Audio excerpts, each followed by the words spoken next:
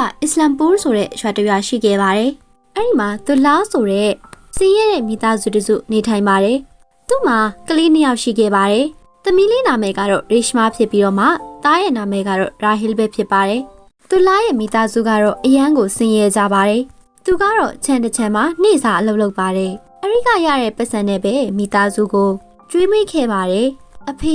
ေဒီမှာရေယူလိုက်ပါ။အေးပါသားလေးကျေးဇူးပဲနော်သားလေးကအရန်တော်တာပဲအဖေရဲ့ပင်ပန်းမှုတွေအားလုံးပျောက်သွားသလိုပဲသမီးလေးရေရှမားရေဗမာတော့ဒီမှာလာပါအောင်လာပြီးအဖေအဲ့ဒီချိန်မှာပဲသူ့ရဲ့ဇနီးဖြစ်တဲ့စခင်နီးကလာခဲ့ပါတယ်ဒီနေ့အင်ရှင်တွေလာခဲ့တယ်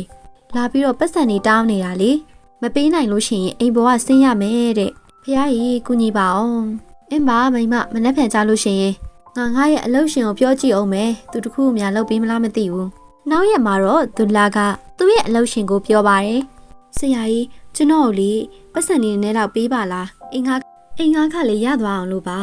ဘာလဲအိမ်မှာတခုဖြစ်တာလားဟုတ်တယ်ဆရာကြီးအိမ်မှာလုံးမအဆင်မပြေဘူးဒီမှာနေ့စာလုပ်ပြီးတော့မှရှားတဲ့ပတ်စံနဲ့အိမ်ကိုရှာကျွေးရတာလေနှက်မှန်အောင်တော့ထမင်းမစားနိုင်ဘူးအိမ်မှာဘလို့နေရလဲဆိုတာအလားပဲသိတယ်ပြီးတော့အိမ်ကလည်းသူများရှာငားထားလေကိုပိုင်အိမ်မဟုတ်ဘူးအကယ်လို့သူတို့ကိုအိမ်ငါးခမပေးနိုင်လို့ရှိရင်အိမ်ပေါ်ကဆင်းရတော့မှာအေးပါဒါဆိုလို့ရှိရင်ဒီမှာစိတ်နှကောင်တွေ့လားသူတို့ကိုခေါ်သွားလိုက်ပြီးလို့ရှိရင်ကြီးတဲ့အထိအစားအစာတွေကျွေးလိုက်ကြီးသွားလို့ရှိရင်သူတို့ရောင်းလိုက်ပေါ့ဈေးကောင်းကောင်းရလိမ့်မယ်အလားလည်းမင်းကိုကူညီမှာပါအဲ့လိုနဲ့ပဲသူလာကတော့စိတ်ကလေးနှကောင်ကိုအိမ်ကိုခေါ်လာခဲ့ပါတယ်အဲ့ဒီစိတ်ကလေးနှကောင်ကလည်းအရန်ကိုချစ်စရာကောင်းနေတယ်သူတို့နှကောင်ကိုမြင်ပြီးတော့မှ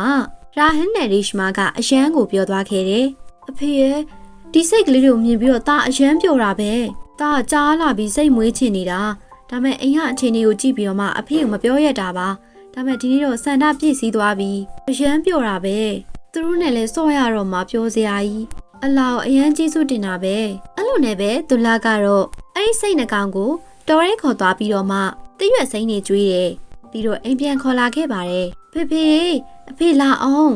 ဘာလဲသားလေးရဲ့ပြောပါသားကလေသူတို့နှစ်ယောက်ကိုနာမည်ပေးချင်လို့တယောက်ရဲ့နာမည်ကိုဘာဇက်လို့ထားလိုက်မယ်ပြီးတော့နောက်တယောက်နာမည်ကိုဘာရှားလို့ထားလိုက်မယ်နော်အဖေကောင်းတယ်မလားအေးပါသားလေးရဲ့သားလေးကြိုက်တယ်လို့ထားနော်အခုချိန်ရစပြီးတော့မှဒီစိတ်ကလေးတွေကသားလေးအတွက်ဖြစ်သွားပြီလေအဲ့တော့သားလေးကြိုက်တယ်လို့လုံးနော်ပြီးလို့ရှိရင်သူတို့ကိုဂယုစိုက်ပါဟုတ်ကဲ့ပါအဖေသားဒီစိတ်ကလေးကိုလေတတိချာလေးဂယုစိုက်မယ်နော်အဲ့လိုနဲ့ပဲရာဟီလ်ကတော့အဲ့ဒီစိတ်ကလေးနှကောင်နဲ့အရန်ကိုစော့ပါတယ်အဲ့လိုနဲ့ပဲအချိန်တော်တော်ကြာတဲ့အခါမှာတော့သူတို့စိတ်နှကောင်လေးကတော့ကြီးထွားလာပါပြီမမေဗမာလုံးဒီမှာလာခဲ့ပါအောင်ဘာဖြစ်တာတော့သားလေးရဲ့မမေသားတခုမေးချင်လို့ဒီဘာဇန်နဲ့ဘာရှားကကြီးသွားပြီသားကြတော့မကြီးသေးဘူးအဲ့ဒါဘာလို့တော့ထိုချိန်မှာတော့သူ့ရဲ့အမေကရေးပြီးတော့ပြောပါတယ်သားလေးရဲ့တရိษံရဲ့ကလေးတွေကအမြန်ကြီးထွားလာလေလူကလေးကတော့အဲ့လိုမဟုတ်ဘူးတားဖေတာဒါအောင်မြင်လို့ရှင်အရန်ပျော်မှာပဲသူယူလာတဲ့စိတ်ကလေးတွေကကြီးသွားပြီဆိုတာကိုလေပြီးတော့သူတို့နှစ်ယောက်ကအရန်ကိုလှလာတာပဲဟုတ်ကဲ့ပါအမေဒါဆိုလို့ရှိရင်သူတို့နှစ်ကောင်ကိုလေတောထဲမှာအစာကျွေးဖို့အတွက်ခေါ်သွားလိုက်အောင်မယ်နော်အေးပါသားလေးရဲ့ဂယုစိုက်ပြီးတော့မှသွားနော်ရေနားတွေတိတ်မသွားနဲ့နော်အဲ့လိုနဲ့ပဲထိုကလေးကတော့စိတ်နှကောင်ကိုတော်ရဲကိုခေါ်သွားခဲ့ပါတယ်ပြီးတော့တရွက်စိမ့်နေကျွေးတယ်နည်းနည်းအကြာမှာရာဟီလ်ကလည်းဘိုက်စာလာခဲ့တယ်အဲ့ဒီအချိန်မှာပဲရာဟီလ်ကရှေကန်နားကိုသွားချင်ခဲ့တယ်အဲ့ဒီရှေကန်ရဲ့တစ်ဖက်မှာဆိုလို့ရှိရင်တော့အရန်ကိုချိုးမိန်တဲ့အသီးတွေရှိတယ်အဲ့ဒါကိုစားချင်ခဲ့တဲ့အတွက်ကြောင့်မလို့အဲ့နားကိုသွားချင်ခဲ့တယ်ဒါပေမဲ့လည်းအဲ့ဒီရေကန်ကအရန်ကိုကြောက်စရာကောင်းပါတယ်အန်တီရဲ့လည်းများတယ်ဘာကြောင့်လဲဆိုတော့အဲ့ဒီမှာရှိတဲ့တရားကကျိုးတော်မှာပါသွားရအောင်ငါတို့ရေကန်နားကိုငါလည်းဘိုက်စာနေပြီအဲ့လိုနဲ့ပဲရာဟီလ်ကတော့ဘာဇက်ရဲ့အပေါ်မှာထိုင်ပြီးတော့မှလိုက်သွားခဲ့ပါတယ်အဲ့လိုနဲ့ပဲသူတို့တွေကတရားပေါ်ကိုတက်သွားခဲ့ပါတယ်တရားပေါ်ကိုတက်တဲ့အချိန်မှာတော့အသက်နေကြားနေခဲ့ရတယ်အဲ့ဒီအချိန်မှာပဲတရားကကျွံပြီးတော့မှစိတ်တကောင်ကရေထဲကိုပြုတ်ကျသွားခဲ့ပါတယ်ဘာရှားရေဘာရှားအဲ့လိုအော်ပြီးတော့မှထိုကလေးကငိုပါတယ်အလာဟီဒါဘာဖြစ်သွားအောင်ဘာရှားကျွန်တော်နဲ့အတူတူမရှိတော့ဘူးကျွန်တော်ဘယ်လိုနေရမှာတော့ရာဟင်းနဲ့ဘာဒယ်ကတော့ဘတ်ရှားကိုပဲကြည်နေခဲ့ပါတယ်ဒါပေမဲ့လည်းသူကိုမတွေးခဲ့ရပါဘူးဘာကြောင့်လဲဆိုတော့ရေစီးတွေကအရန်ကိုတန်နေတဲ့အတွက်ကြောင့်ပဲဖြစ်တယ်ဒါကြောင့်မလို့သူတို့တွေကတော့အိမ်ပြန်လာခဲ့ကြပါတယ်ရာဟင်းကတော့ငိုနေခဲ့တယ်တားလေးအင်ကြီးဘာလို့စိုးနေရတော့ပြီးတော့ဘတ်ရှားကဘာမှတော့ အော်ကြည့်ရတယ်နေတို့အပြင်မှာပဲထားခဲ့ရထင်တယ်ငါသွားကြည့်လိုက်အောင်မယ်ငါသားလေးကိုအဲ့လိုနဲ့ပဲစကီနာကတော့အပြင်ကိုထွက်ပြီးတော့မှကြည့်ခဲ့ပါတယ်ဒါပေမဲ့လည်းဘသူမှကိုမတွေ့တဲ့အတွက်ကြောင့်မလို့ပြန်လာခဲ့တယ်အဲ့ဒီအချိန်မှာရာဟဲရဲ့မျက်လုံးမှာမျက်ရည်တွေထွက်နေတာကိုတွေးခဲ့ရတယ်ရာဟဲလီဘာရှားဗမာတော့အမြင်ပြောပြပါငါဒီမှာစိတ်တွေလှုပ်ရှားနေပြီရာဟဲကတော့သူ့ရဲ့အမေကိုဖတ်ပြီးတော့မှအယမ်းကိုငိုခဲ့ပါတယ်အမေဘာရှားမရှိတော့ဘူးဘာဖြစ်တာတော့သားလေးရဲ့ဘယ်လိုပြောက်သွားတာတော့အဲ့ဒါကတားဖေခေါ်လာတဲ့စိတ်တွေလေတည်တည်ချာကယူစားရမှာပေါ့အခုဘလို့တွေဖြစ်သွားတာတော့အမေရဲ့တားပဲအကုန်လုံးမားခဲ့တာပါအမေကအဲ့ဒီရေကန်ဘက်မသွားဖို့တားမြစ်ခဲ့တယ်လေဒါမဲ့တားကိုယ်တိုင်ကအဲ့ဒီကိုသွားခဲ့တာအဲ့ဒါကြောင့်မလို့ဘာရှာအဲ့ဒီတဲ့ကိုကြာသွားတာတကယ်တမ်းတားတည်တင်တာတားမျက်စိအရှိတွေမှာပဲဘာရှာရေထဲကိုကြာသွားတာတားသူ့မကယ်ခဲ့နိုင်ဘူးတားအောင်ခွင့်လို့လိုက်ပါနော်အမေတားဘာမှမလုပ်ပေးနိုင်ခဲ့ဘူးအဲ့လိုနဲ့ပဲရာဟဲကတော့ငိုပြီးတော့မှအိမ်ထဲကနေထွက်သွားခဲ့ပါတယ်ဟာကွာငါရဲ့ဘာရှာမရှိတော့ဘူးငါသူမရှိပဲဘလို့နေနိုင်မှာတော့ဖះရှင်ရေကဲပါအဲ့လိုနဲ့ပဲအပြင်မှာထွက်ပြီးတော့မှရာဟဲကတော့ငိုနေခဲ့ပါတယ်ဘာရှာမရှိတဲ့အတွက်ကြောင့်မလို့သူကအယမ်းကိုရင်ကျိုးခဲ့တယ်ဘာရှာမရှိတော့ငါလုံးဝမပြောဘူးပဲ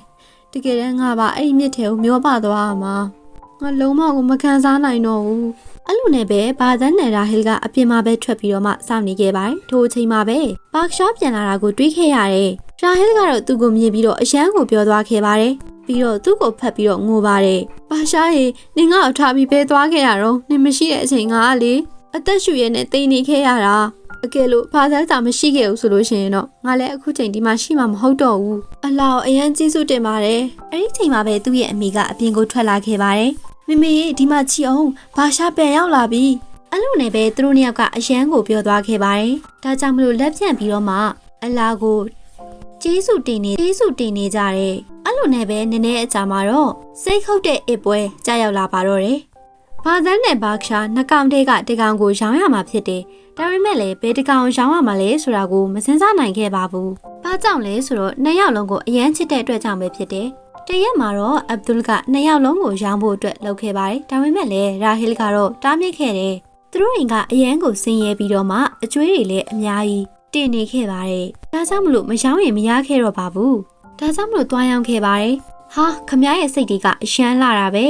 ဲကျွန်တော်ရောင်းပေးမလားနှစ်ကောင်လုံးတော့မရောင်းပေးနိုင်ဘူးနှစ်ကောင်နဲ့ကတစ်ကောင်ပဲရောင်းပေးနိုင်မှာဟာဒါပေမဲ့လည်းဘာလို့တော့ကျွန်တော်ရဲ့ခေါင်းပေါ်မှာအကျွေးတွေအများကြီးတင်နေတာဒါကြောင့်မလို့ကျွန်တော်အရန်ချစ်တဲ့အရာကိုရောင်းနေရတာပါဟုတ်ပါပြီဒါဆိုလို့ရှိရင်လည်းတစ်ကောင်ပဲပေးလိုက်ပေါ့အဲ့လိုနဲ့ပဲဝယ်တဲ့သူကတော့ပတ်စံပေးလိုက်ပါတယ်ပြီးတော့စိတ်တကောင်ကိုယူလိုက်တယ်အဲ့ဒီအချိန်မှာပဲဘာဒယ်ကတော့အဗ်ဒူလာကိုဖတ်ပြီးတော့ငိုပါတယ်မငိုပါနဲ့တားလေးငါနဲ့အရန်ချစ်တယ်ဒီလိုခွဲခွာရမှလည်းငါအရန်ခံစားရမှာတခြားနည်းလည်းမရှိဘူးလေငါမတက်နိုင်ဘူးငါနဲ့ကိုရောင်းခဲ့တာဆိုတော့ငါငရဲကြီးမှာဒါကိုကြည့်ပြီးတော့မှဝယ်တဲ့သူကလည်းစိတ်မကောင်းဖြစ်ပြီးတော့ငိုခဲ့ပါတယ်ခမရတို့နှစ်ယောက်ကိုကြည့်ပြီးတော့မှကျွန်တော်တို့မှစိတ်မကောင်းဖြစ်တယ်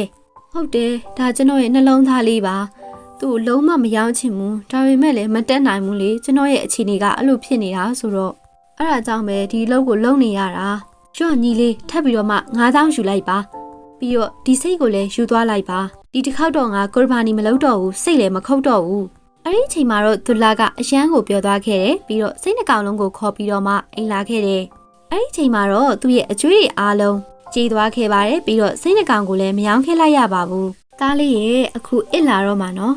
သိပါတယ်အမေရဲ့ဒါအချစ်ဆုံးအရာကိုအလာကိုပေးရတော့မယ်လေအဲ့ဒီအချိန်မှာပဲအပြင်မှာစိတ်သက်သမားရောက်နေခဲ့ပါတယ်ပြီးတော့အင်ကိုလန်းခေါ်တယ်ရာဟီလီဘာသာနဲ့ဘာရှာကိုခေါ်ခဲ့သူတို့တွေကအလာရှိကိုသွားရမယ့်အချိန်ရောက်နေပြီအဲ့လိုနဲ့ပဲသူတို့လေးယောက်ကပေါင်းပြီးတော့မှငိုကြတယ်ငါအရန်ချစ်ရတဲ့စိတ်နှကောင်ရေငါနေတို့အရန်ချစ်တယ်ဒါပေမဲ့လည်းနေတို့ကိုအလာကိုပေးရတော့မယ်လ